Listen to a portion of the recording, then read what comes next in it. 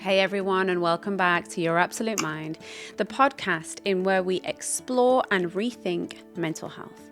I'm your host, Paula Sweet, and today I'm coming at you with a conversation that I do hope is going to inspire a shift in perspective on mental health. Now, it's become a societal norm that we discuss mental health as though it's just a random event, something that descends upon us without warning. I'm sure you will have heard phrases like, I'm just having a bad mental health day, or I have bad mental health, which subtly implies that these mental states are mostly beyond our control, a bit like a bout of bad weather. We don't know when it's going to come. We can't control it. We can't end it. We just have to ride it out. And while I don't dismiss these experiences or these perspectives on mental health, they're valid and they're real for many people. But I also believe that it's crucial that we start to introduce an alternative viewpoint that might just empower us to start taking control. So today, I want to propose in this podcast that our mental health is not entirely a product of uncontrollable factors, but is significantly influenced by a string of physical and mental activities, or lack of, that we've been engaged in over the past days, weeks, months, and even years. Now, before we dive in, I want to set the stage with compassion and understanding.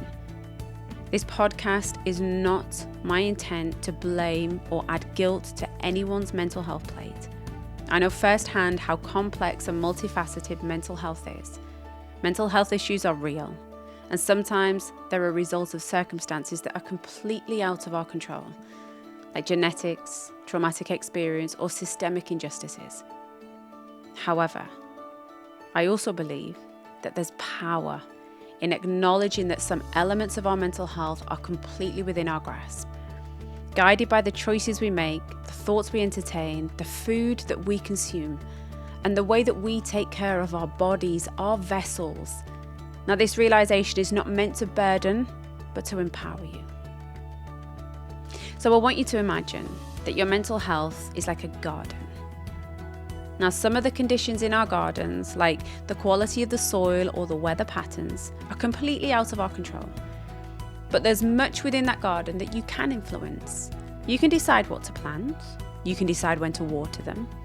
You can decide how you're going to protect your plants from pests and when you're ready to harvest. Now, our minds work very similar to this. We can't control everything, but there are factors that we can influence, and we can cultivate habits that foster mental well-being. We can learn skills to cope with stress, make choices that nourish our bodies, that nourish our minds. Now, this is the essence of empowerment. It doesn't suggest that we're at fault for our mental health struggles, but it just allows us to see where we have agency and how we can leverage it for our well-being. From this podcast, I want you to realize the power that you hold within yourself. It's easy to feel helpless in the face of mental health struggles, but just remember you are so much more powerful than you think. And by choosing to make small positive changes, you really can influence your mental health landscape in meaningful ways. So in the coming episodes, we'll be going on a transformative journey together. We're going to delve deep into how our daily habits, our actions, our decisions, and how they can significantly impact our mental health. We're going to peel back the layers of scientific research behind these notions and bring in leading experts who will share actionable tools and strategies for taking command of our mental well-being. So starting from our next episode and for 5 weeks hence, I'm going to introduce a small challenge for each week.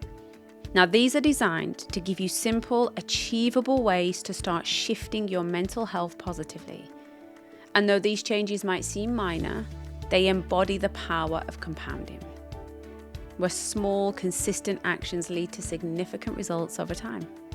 So, as you embed these habits into your routine, you're not just adding one positive thing. You are building a cumulative effect that could lead to noticeable changes in your mental health. You might like to think of it as constructing a wellness structure, where each new positive habit acts as another supportive pillar for the next one and the next one. So let's kick off our first challenge with hydration. It's such a basic element of our lives that we often overlook, and we don't understand the profound impact on our mental health. So here's your challenge for the next week. Start your day by drinking a few pints of water, preferably warm water, as it's easier on your body and it does get absorbed a lot quicker. Now, you might be asking, why hydration?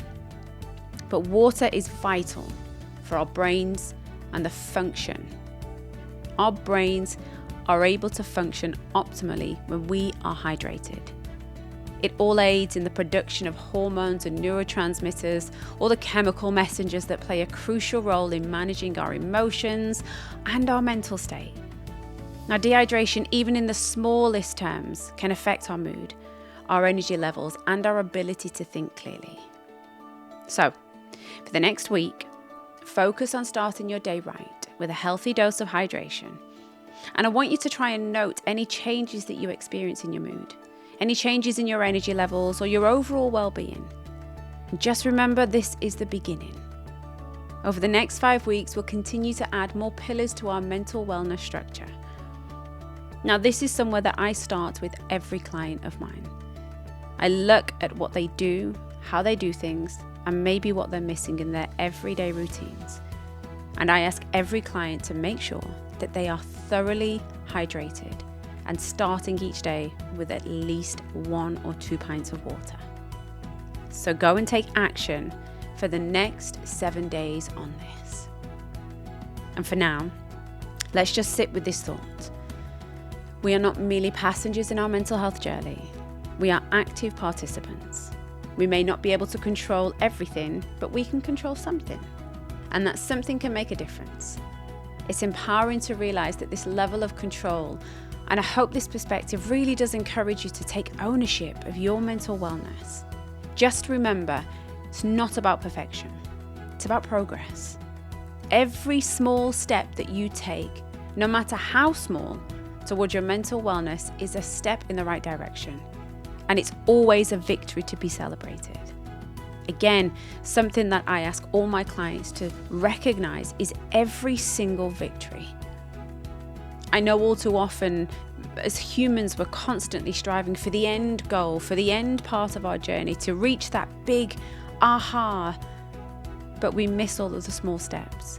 And because we don't get the end goal quick enough, we feel that we failed. We see it as a downfall that we can't achieve. So constantly be aware of your small victories. Every victory should be celebrated. So I'm going to leave you with this. You have the power to shape your mental health journey. I want you to cultivate that absolute mind by sowing seeds of positive habits, nurturing them with self-compassion, and harvesting the benefits of mental wellness. Now, I'm your host, Paula Sweet, reminding you of your strength, your resilience, and your power. Until next time, I want you to take care of your absolute mind.